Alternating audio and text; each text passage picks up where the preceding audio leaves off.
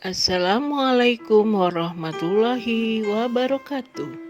Koneksi antar materi, pengelolaan program yang berdampak pada murid disampaikan oleh Wikanti Nur Amalia, CGP Kabupaten Banyumas, Provinsi Jawa Tengah, Angkatan Pertama, dari SMA Negeri 2 Purwokerto.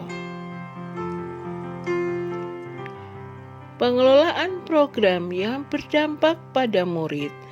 Keterkaitan antar materi ini didasarkan pada 4 pertanyaan pemantik, yaitu yang pertama, hal-hal menarik dari pembelajaran modul materi ini dan benang merah yang bisa saya tarik dari keterkaitan antar materi yang diberikan dalam modul 3.3. Bahwa pengelolaan program yang berdampak pada murid meliputi proses perencanaan, pelaksanaan, dan evaluasi dengan cara melakukan pemetaan aset dengan tahapan Pakja, pemanfaatan aset atau modal utama sekolah, melakukan prioritas kebutuhan dengan prinsip aset, pengelolaan program yang efektif, melakukan manajemen risiko, dan strategi Meller, yaitu monitoring, evaluasi, learning, and reporting. Yang kedua, kaitan antara pemetaan sumber daya dengan perencanaan program sekolah yang berdampak pada murid.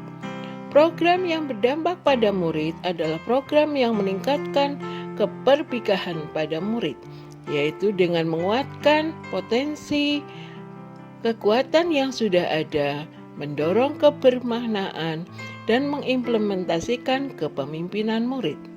Yang ketiga, materi dalam modul lain yang berhubungan dengan materi dalam modul 3.3 berikut penjabarannya. Modul 1.1 tentang filosofi pendidikan Ki Hajar Dewantoro, bahwasanya program sekolah yang berdampak pada murid menunjukkan merdeka belajar dan guru menuntun murid sesuai dengan kodrat alam dan kodrat zamannya dalam mencapai keselamatan dan kebahagiaan yang sejati. Keterkaitan dengan modul 1.3 mengenai manajemen perubahan dengan inquiry apresiatif. Program sekolah yang berdampak pada murid mempertimbangkan tahapan Bagja dengan pemetaan kekuatan sekolah sehingga terbentuk karakter sekolah. Kaitan dengan modul 3.2 tentang pengelolaan aset sekolah. Program sekolah yang berdampak pada murid mengutamakan berpikir positif dengan mempertimbangkan potensi aset sekolah sebagai kekuatan yang terus dikembangkan untuk memenuhi kebutuhan belajar murid. Pertanyaan pemantik yang keempat, yaitu kaitan dari semua materi dengan peran saya sebagai guru penggerak. Yang pertama, di dalam mengembangkan diri dan orang lain, maka guru penggerak harus sebagai teladan dan motor penggerak perubahan pendidikan dan berbagi praktek baik dalam melakukan program yang berdampak pada murid.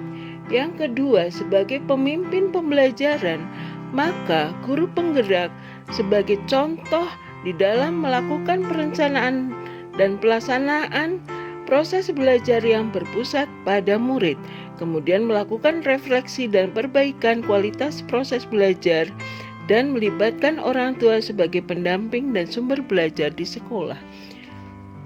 Sebagai pemimpin pengembangan sekolah, maka guru penggerak melakukan pengembangan sekolah untuk mengoptimalkan proses belajar murid dan relevan dengan kebutuhan komunitas sekitar sekolah dengan mengutamakan program yang berdampak pada murid. Dan sebagai pemimpin manajemen sekolah, maka guru penggerak melakukan upaya mewujudkan visi sekolah sebagai budaya belajar yang berpihak pada murid, memimpin dan mengelola program sekolah yang berdampak pada murid. Demikian, terima kasih atas perhatian Anda. Salam guru penggerak.